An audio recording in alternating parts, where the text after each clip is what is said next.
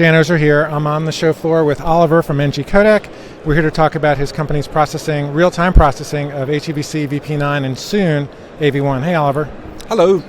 Thanks for joining us today. It's my pleasure. So tell me what you're showing here. Yeah, so we do video encoding, so next generation video compression. And what we're showing here is the world's highest performing HEVC and VP9 live video encoders. Okay, so when you say highest performing, I've heard that 12 times today. So what? How do you prove that claim? Well, we have a kind of a secret advantage, and that is, unlike everybody else, we don't use software. So we do the encoding in programmable hardware in the cloud, otherwise known as FPGAs, field programmable gate arrays. So it's somewhat of a hardware design. And so by using a hardware design, we're kind of bringing a machine gun where everybody else is bringing a pistol. That's why we can achieve the highest performing. So when you say in the cloud, what does that mean? So we are live today in AWS F1. So the F1 is an instance type that has an FPGA in it, and we have our HEVC encoder live up there so you can use it. So what's the cost of that on a per hour basis as compared to other 4 or 8 core machines? It's about the same price of a high-end.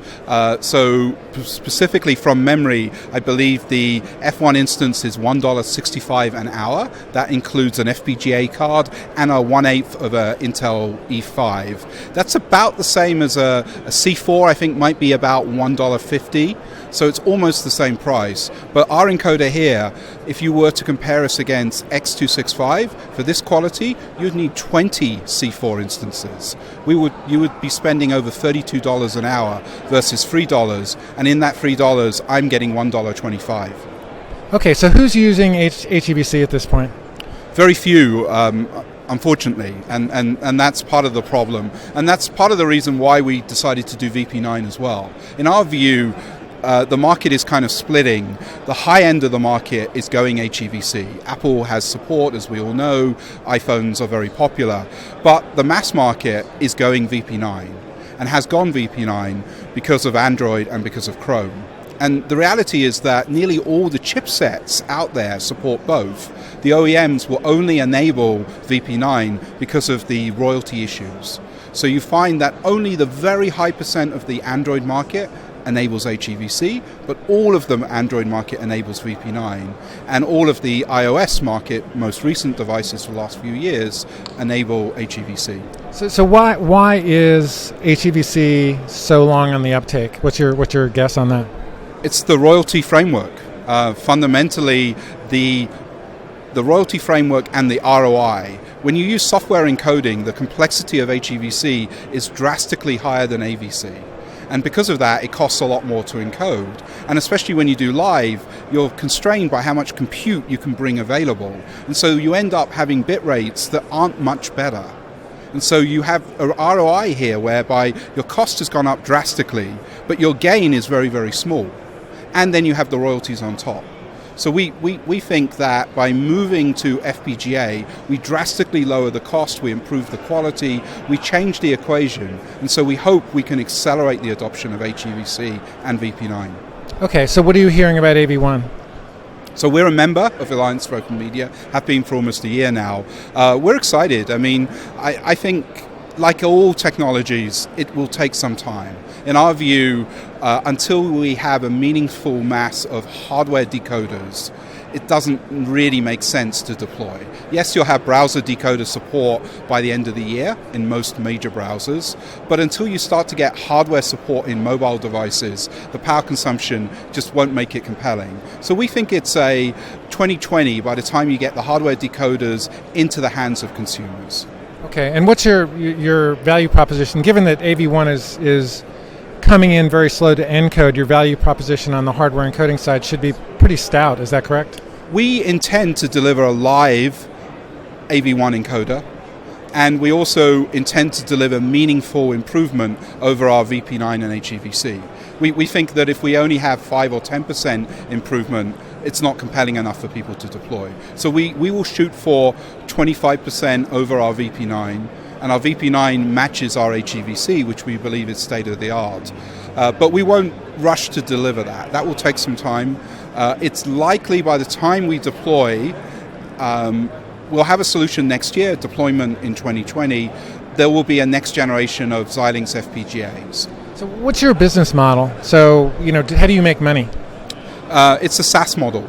So today you can go to AWS Marketplace and you can, for 7 days, it's a free trial, you pay us nothing. After 7 days, you pay us $1.25 an hour to use our encoders. Obviously, that's really for eval. Anyone that's large, and that's where most of our focus is, the really big guys, they will pay on a quarterly basis. They'll tell us how much capacity, they'll maybe send us a report on the quarterly basis, we've used this much, and then they'll write us a check. And that's on top of machine time, so that's... Absolutely. We're not responsible for hardware, so the customer buys their hardware from whoever, and then they pay to use our software that runs on top of that hardware. Okay. So I don't think we have your machine in the field of view here, but why don't you go through the demo and tell us what you're showing? So we have basically here 4 videos. So we have 2 tiny little shuttle PCs with a small new Avantec FPGA card that's plugged into the PC. And then we've written a driver for FFmpeg that makes our encoders basically look like software. So in this top quadrant here, we have the source that's coming in from a local camera. So that's what's coming into our encoders. There's a Blackmagic capture card that takes that in, and then over FFmpeg we send it to our encoder. In this encoder, at 1080p 60, we're doing a live HEVC encode using our encoder. And you can see the latency is about 1.5 seconds. We're using a GOP of 2 seconds, 120 frames. So it's a traditional ABR use case, unlike others might do an infinite GOP, which is unrealistic. So it's a realistic, and you can see on the latency, it's about 1.5 seconds. I would ask you to guess, what do you think is the bit rate of this? HEVC, 1080p 60, live encoding on that little tiny card there. It's always so hard to guess. So it's 1080p, I don't know, and that's HEVC, so I would guess somewhere in the 2 to 3 range, which would be very aggressive. It'd be a low bit rate, but since you're not here to sell high bit rate video. So this is currently 1.5. Okay.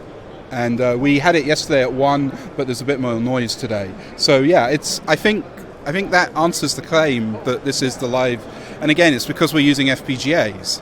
You can't achieve this because with live, there's a limit to how much parallelism you can extract without the latency going too high. And so, we're bringing a machine gun, others are bringing a pistol. What are the other windows here? So the other window down here is our live VP9 encoder. So what we're showing in the VP9 is adaptive bitrate. So we have native support for up to 32 channels. So in this use case, we are encoding a 720p, 480, and a 240. All concurrently. And that's all hardware? It's all in hardware. It's in a second box, same FPGA card. So the customer could, within a second, switch the design because the FPGAs are field programmable. So after 1 second, we could switch from HEVC to VP9. Okay, well that looks great.